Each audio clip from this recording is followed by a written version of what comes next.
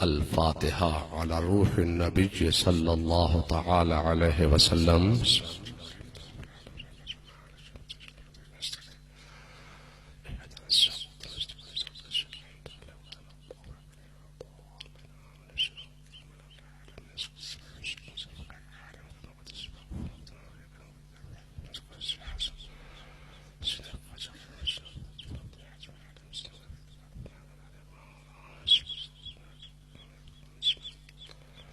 قال في شان حبيبه الكريم: إن الله وملائكته يصلون على النبي يا أيها الذين آمنوا صلوا عليه وسلموا تسليما. اللهم صل على سيدنا ومولانا محمد معدن الجود والكرم وآله الكرام وابنه الكريم منبع العلم والحلم والحكم وبارك وسلم. سبحان ربك رب العزة عما يصفون وسلام على المرسلين والحمد لله رب العالمين برحمتك يا أرحم الراحمين. الحمد لله الحمد لله وكفى سلام على عباده الذين اصطفى. أما بعد، قال الله تبارك وتعالى في كتابه العظيم وخطابه القديم قرآن المجيد والفرقان الحميد: فأعوذ بالله من الشيطان الرجيم. بسم الله الرحمن الرحيم. لا خوف عليهم. آمنت بالله. صدق الله المولانا العظيم وصدق رسوله النبي الكريم ونحن على ذلك لمن الشاهدين والشاكرين والحمد لله رب العالمين. محترم و باوقار علماء ملت اسلامیہ، بانیان جلسہ، حاضرین بزم، محترم بزرگوں، عزیز دوستوں، دور و دراز سے تشریف لانے والے جملہ حضرات، اسٹیج پر رونق افروز جملہ علماء اہل سنت، بالخصوص وقار گرامی قدر حضرت مولانا سید محمد حسین الدین شاہ صاحب قبلہ دام ظلکم علینا، ووقار گرامی قدر حضرت مولانا سید محمد ہاشمی میاں صاحب قبلہ مد ظلہ العالی،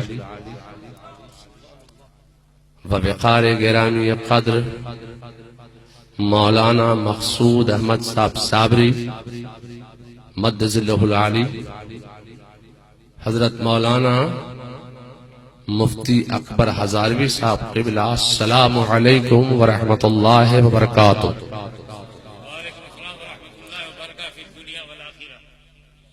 سلام کرنا ہے سنت اور سلام کا جواب دینا ہے واجب۔ السلام علیکم۔ گفتگو سے پہلے، آغاز تقریر سے پہلے، میں اپنی جانب سے یہ التماس کروں گا، یہ گزارش کروں گا کہ ایک دل ہو کر بارگاہ رسالت یعنی مالک رقاب سید عرب و عجم، نور مجسم، فخر آدم و بنی آدم، سرور عالم، رہبر دو عالم یعنی حبیب رحمان، اللہ کی برہان، مالک فیضان، محبوب ذیشان، صاحب قرآن یعنی وجہ تخلیق کونین، سکون دارین، المزین بکل زین، المنزہ من کل عیب والشین جاد الحسن والحسین،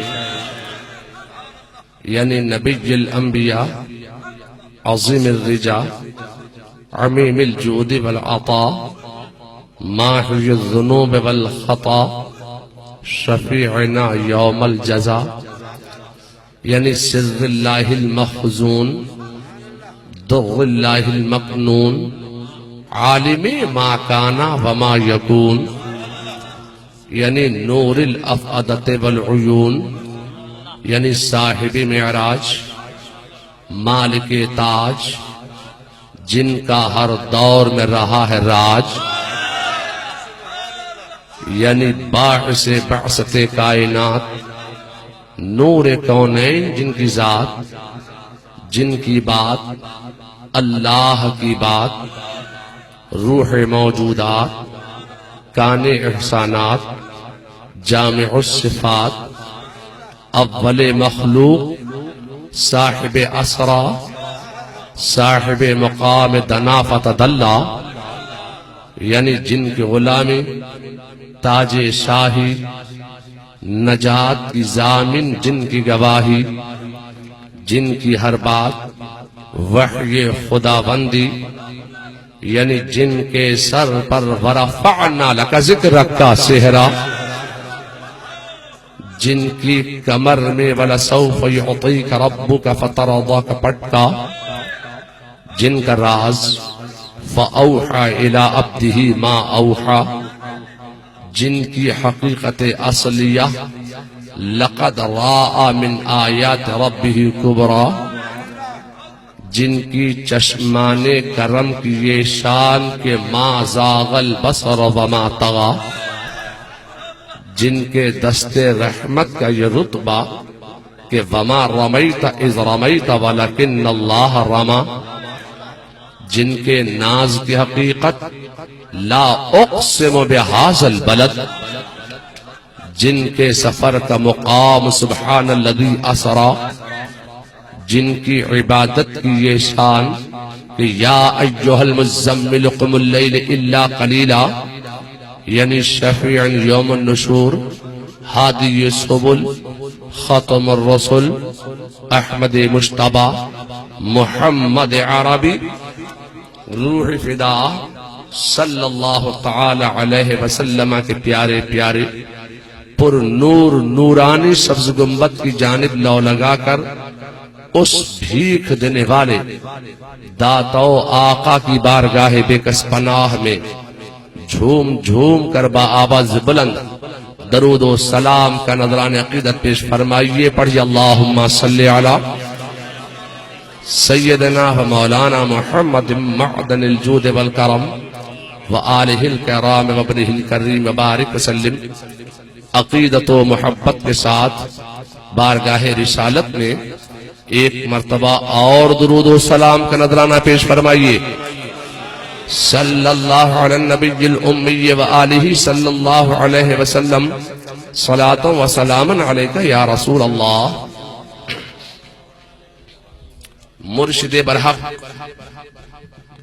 آقائے نعمت دریائے رحمت سیدنا اعلی حضرت عظیم البرکت امام اہل سنت مجدد دین و ملت مغید ملت طاہرہ صاحب تصانیف کثیرہ حضرت سیدنا امام احمد رضا خان فاضلی بریلوی علیہ الرحمت و رضوان بارگاہ رسالت نے اپنی عقیدت و محبت کا اظہار اس والہانہ انداز سے فرماتے ہیں۔ فاضلی بریلوی فرماتے ہیں کہ وہی رب ہے جس نے تجھ کو ہمتن کرم بنایا، ہمیں بھیک مانگنے کو تیرا آستاں بتایا، تجھے حمد ہے خدایا، تجھے حمد ہے خدایا۔ پھر فاضلی بریلوی فرماتے ہیں کہ یہی بولے سدرہ والے چمن جہاں کے تھالے سبھی میں نے چھان ڈالے، تیرے پائے کا نہ پایا، تجھے ایک نے ایک بنایا۔ تجھے یک نے یک بنایا. پھر فاضل بریلوی فرماتے ہیں کہ تو گھٹائے سے کسی کے نہ گھٹا ہے نہ گھٹے جب بڑھائے اللہ تعالی تیرا. اور پھر فرماتے ہیں کہ مٹ گئے مٹتے ہیں مٹ جائیں گے اعداء تیرے، نہ مٹا ہے نہ مٹے گا کبھی چرچا تیرا. اور پھر فاضل بریلوی بارگاہ غوث پناہ میں اپنی عقیدت و محبت کا اظہار اس والہانہ انداز سے فرماتے ہیں. فاضل بریلوی فرماتے ہیں کہ واہ کیا مرتبہ اے غوث ہے بالا تیرا، اونچے اونچوں کے سروں سے قدم آلہ تیرا. اور پھر فرماتے ہیں کہ سر بھلا کیا کوئی جانے کہ ہے کیسا تیرا، اولیاء ملتے ہیں آنکھیں وہ ہے تلوہ تیرا. اولیاء ملتے ہیں آنکھیں وہ ہے تلوہ تیرا. پھر فاضل بریلوی فرماتے ہیں کہ تیری سرکار میں لاتا ہے رضا اس کو شفیع جو میرا غوث ہے اور لاڈلا بیٹا تیرا. جو میرا غوث ہے اور لاڈلا بیٹا تیرا. اور سیدنا سرکار مفتی اعظم ہند اعلیٰ حضرت فاضل بریلوی کے چھوٹے صاحبزادے فرماتے ہیں کہ یہ دل یہ جگر ہے، یہ آنکھیں یہ سر ہے، جہاں چاہو رکھو قدم غوث اعظم. جہاں چاہو رکھو قدم غوث اعظم. اور ڈاکٹر اقبال نے بھی کیا خوب کہا کہ ہمارے دین کی حقانیت کے دونوں ہیں شاہد، معین الدین اجمیری محی الدین جیلانی. غوث کو یا غوث کہتے کہتے بن جاتے ہیں غوث، خواجگی مل جاتی ہے تو خواجہ کا دم بھر کے دیکھ. اللہم صلی علی سیدنا و مولانا محمد معدن الجود والکرم وآلہ الکرام وابنہ الکریم وبارک وسلم. وقت کافی گزر چکا ہے اور علامہ سید ہاشمی میاں صاحب نے کچھ چھوڑا نہیں. کون سا مضمون ایسا ہے جس کو انہوں نے چھوا نہیں. اب میں سوچتا یہ ہوں کہ اپنی گفتگو کا آغاز میں کہاں سے کروں. تو آج میں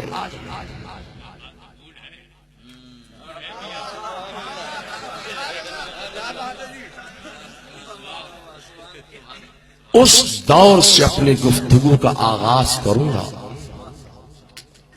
کہ جب اس ملک میں نہیں بلکہ 3 ملکوں کو کا ایک ملک تھا، اس وقت اس ملک کا شہنشاہ مسلمان تھا. مسلمانوں کا دور اقتدار تھا، مسلمانوں کا دور اختیار تھا، مسلمانوں کی حکومت تھی. تفصیلی گفتگو کا موقع نہیں. کسی صورت سے اس ملک میں انگریز قابض ہو گئے. جب انگریز اس ملک میں قابض ہوا تو اس نے دیکھا کہ اس ملک میں 2 قومیں بڑے میل ملاپ سے بڑے پیار محبت کے ساتھ رہتی ہیں. ڈیوائیڈ اینڈ رول کی بنیاد پر، اختلاف ڈالو اور راج کرو کی بنیاد پر 2 قوموں کے درمیان نفرت قائم کرنے کا، نفرت پیدا کرنے کا کام انگریزوں نے کیا. جب انگریز 2 قوموں کے درمیان نفرت قائم کرنے میں کامیاب ہو گیا تب انگریزوں نے ایک چال اور چلی. اب کیسے آپس میں ان میں اختلاف پیدا کیا جائے، کنٹروورسی پیدا کی جائے. اب ان نے کئی نئی قومیں، کئی نئے دھرم بنا دیے. انگریز اس میں بھی کامیاب ہو گئے. اب انگریزوں نے سوچا کہ اب اس ملک کو ہم نے چھینا ہے مسلمانوں سے، اب مسلمانوں میں کیسے اختلاف پیدا کیا جائے. تب مسلمانوں میں اختلاف پیدا کرنے کے لیے انگریزوں نے کچھ لوگوں کو تلاش کیا اور کچھ لوگوں کو تلاش کر کے ایک عقیدہ قوم کو دلوایا گیا. عقیدہ قوم کو کیا دلوایا گیا کہ نماز میں اگر نبی کا خیال آ گیا تو نماز نہیں ہوگی. جب یہ عقیدہ اس وقت کے اخبارات میں چھپا، جب یہ عقیدہ اس وقت کے رسائل اور جرائد میں چھپا، جب یہ عقیدہ قوم تک پہنچا تو غیر منقسم ہندوستان میں ایک انقلاب آ گیا. ہر چہار جانب علماء سر سے سر جوڑ کر بیٹھ گئے. علماء بہار میٹنگیں کرنے لگے کہ ہم اس کا جواب دیں گے. علماء غیر منقسم پنجاب اپنی طرف میٹنگیں کر رہے ہیں، جواب دینے کی تیاریاں ہو رہی ہیں. ایسے عالم میں علماء کرناٹکا بول پڑے ہم اس کا جواب دیں گے. علماء کیرل کھڑے ہو گئے ہم اس کا جواب دیں گے. علماء سندھ میٹنگیں کرنے لگے، مشورے کرنے لگے، جواب دینے کی تیاریاں ہونے لگی. ایسے عالم میں علماء سرحد کھڑے ہو گئے، انہوں نے کہا ہم اس کا جواب دیں گے. اب ہر چہار جانب غیر منقسم ہندوستان میں میٹنگیں ہو رہی ہیں، مشورے ہو رہے ہیں، جواب دینے کی تیاریاں ہو رہی ہیں، مگر کوئی حوصلہ نہیں جٹا پا رہا تھا، کوئی ہمت نہیں کر پا رہا تھا، کوئی جرأت نہیں کر پا رہا تھا کہ انگریز کے دلالوں کا کوئی جواب دے سکے. ایسے عالم میں بریلی کی دھرتی پر ایک 19 سال کا نوجوان مولانا احمد رضا نام کا رہا کرتا تھا. انہیں جلال آ گیا اور وہ جلال کے عالم میں کھڑے ہو گئے اور انہوں نے کہا کب تک مشورے ہوتے رہیں گے، کب تک میٹنگیں ہوتی رہیں گی، کب تک جواب دینے کی تیاریاں ہوتی رہیں گی. ان ادیان باطلا کا، ان فرقہائے باطلا کا، ان گستاخان اولیاء کا، ان گستاخان رسول کا، ان غداران خدا کا، ان باغیان رسول کا جواب کب دیا جائے گا؟ کب تک مشورے ہوتے رہیں گے، کب تک میٹنگیں ہوتی رہیں گی. حوصلے کے ساتھ، ہمت کے ساتھ، جرأت کے ساتھ بریلی کی دھرتی سے ایک 19 سال کا نوجوان کھڑا ہو گیا اور انہوں نے کہا کہ تم یہ کہتے ہو کہ نماز میں اگر نبی کا خیال آ گیا تو نماز نہیں ہوگی. اب اس عقیدہ باطل کے مقابلے میں بریلی سے مولانا احمد رضا نے کوئی نیا عقیدہ پیش نہیں کیا تھا، بلکہ وہ پرانا عقیدہ لے کر کھڑے ہو گئے تھے. جو عقیدہ صدیق اکبر کا تھا، جو عقیدہ فاروق اعظم کا تھا، جو عقیدہ عثمان غنی کا تھا، جو عقیدہ مولا علی کا تھا، جو عقیدہ غوث اعظم کا تھا، جو عقیدہ مخدوم علاء الحق پانڈوی کا تھا، جو عقیدہ حضرت سیدنا خواجہ غریب نواز کا تھا، جو عقیدہ حضرت داتا گنج بخش علی حجویری کا تھا، اب وہ عقیدہ لے کر بریلی سے کھڑے ہو گئے. جو عقیدہ سیدنا شاہ آل رسول کا تھا، جو عقیدہ سیدنا شاہ ابو البرکات کا تھا، جو سیدنا شاہ آل رسول کا تھا، جو ابو الحسین احمد نوری کا عقیدہ تھا، اب وہ عقیدہ لے کر بریلی کی دھرتی سے ایک 19 سال کا نوجوان کھڑا ہو گیا اور انہوں نے کہا کہ تم یہ کہتے ہو کہ نماز میں اگر نبی کا خیال آ گیا تو نماز نہیں ہوگی. فاضل بریلوی نے عالم اسلام کے نام یہ پیغام دیا تھا کہ خدا کی قسم ہم یہ کہتے ہیں کہ نماز میں اگر نبی کا خیال نہیں آئے گا تو نماز نہیں ہوگی.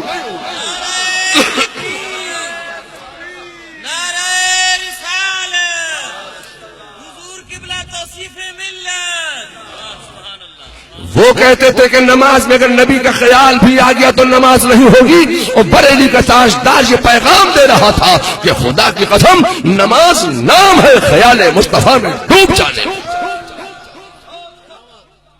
وہ کہتے تھے آ گیا تو نہیں ہوگی، بریلی کا تاجدار کہتا تھا نہیں آیا تو نہیں ہوگی. کوئی جائیداد کا معاملہ نہیں تھا، کوئی زمین کا معاملہ نہیں تھا، کوئی بینک بیلنس کا معاملہ نہیں تھا. معاملہ تھا تو عقیدے کا معاملہ تھا. ایسے عالم میں اعلیٰ حضرت فاضل بریلوی نے ہمارے اسلام و ایمان و عقیدے کی حفاظت فرمائی. میں آپ سے کہنا چاہتا ہوں کہ اعلیٰ حضرت فاضل بریلوی نے اس دور میں فرمایا تھا کہ اے وہ لوگوں جو علم غیب نبوت کا انکار کرتے ہو، اگر رسول اللہ صلی اللہ علیہ وسلم کو مر کر مٹی میں مل جانے والا کہو گے، اگر رسول اللہ صلی اللہ علیہ وسلم کے اقتدار و اختیارات نبوت کا انکار کرو گے تو احمد رضا کا جملہ سن لو. وہ رضا کے نیزے کی مار ہے کہ عدو کے سینے میں غار ہے، کسے چارہ جوئی کا وار ہے کہ یہ وار وار سے پار ہے. اس وقت اعلیٰ حضرت فاضل بریلوی نے ہمارے اسلام و ایمان و عقیدے کی حفاظت فرمائی تھی۔ پھر جب رسومات اہل سنت پر حملے ہونا شروع ہوئے، اب میں آپ سے کہنا چاہتا ہوں اب تقریر کا تو کوئی موقع ہے نہیں، ارے تو آج آپ نے کہاں موقع چھوڑ دیا؟ الحمدللہ۔ تو اب میں کہنا چاہتا ہوں کہ جب بیٹھا ہوں تو کچھ نہ کچھ دیر آپ کی خدمت میں ضرور کروں گا۔ جب رسومات اہل سنت پر حملہ ہوا تو اعلیٰ حضرت فاضل بریلوی نے رسومات اہل سنت پر دلائل و براہین کے انبار لگا دیے۔ میں نے قرآن کریم کی آیت کریمہ تلاوت کی ہے، لا خوف علیہم، پوری آیت کریمہ، الا ان اولیاء اللہ لا خوف علیہم ولا هم یحزنون، خبردار، ہوشیار، باملاحظہ، متنبہ، جو اللہ کے ولی ہوتے ہیں وہ ڈر سے، خوف سے، رنج سے، غم سے، حزن سے، ملال سے، حسرت سے، حیرانی سے، پریشانی سے، سرگردانی سے آزاد ہوتے۔ یہ دعویٰ کس کا ہے؟ یہ دعویٰ ہے قرآن کا۔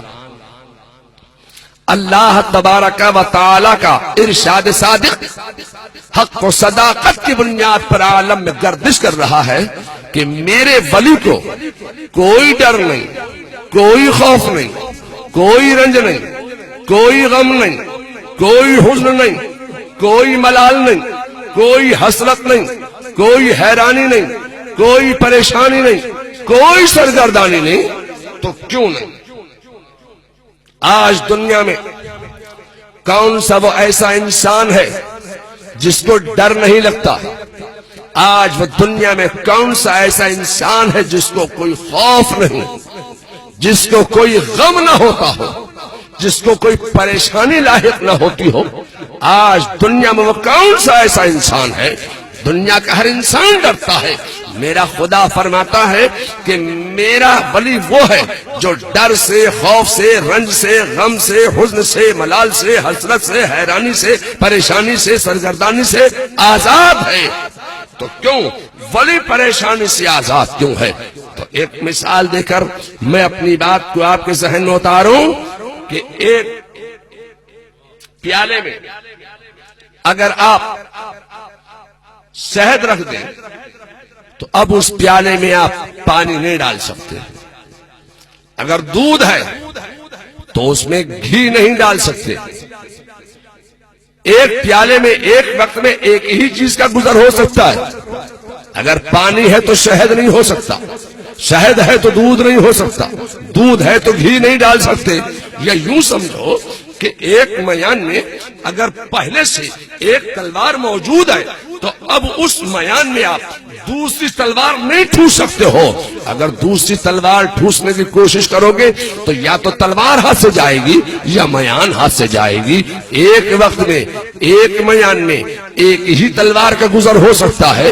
یا پھر اس کو اس طرح سے سمجھو کہ آپ راول پنڈی میں رہتے ہیں، ایک بات بتاؤ، آپ کے گھر میں مرغی پالی جاتی کہ نہیں پالی جاتی؟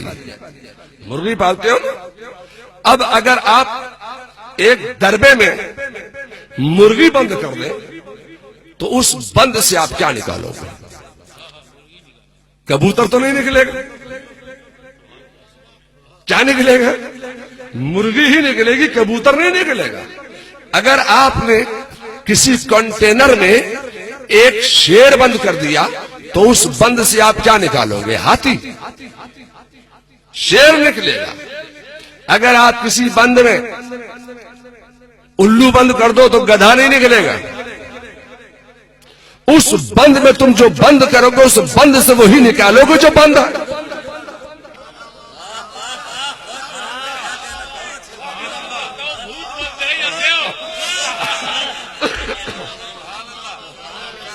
اس بند میں تم جو بند کرو گے اس بند سے وہی نکالو گے جو بند ہے۔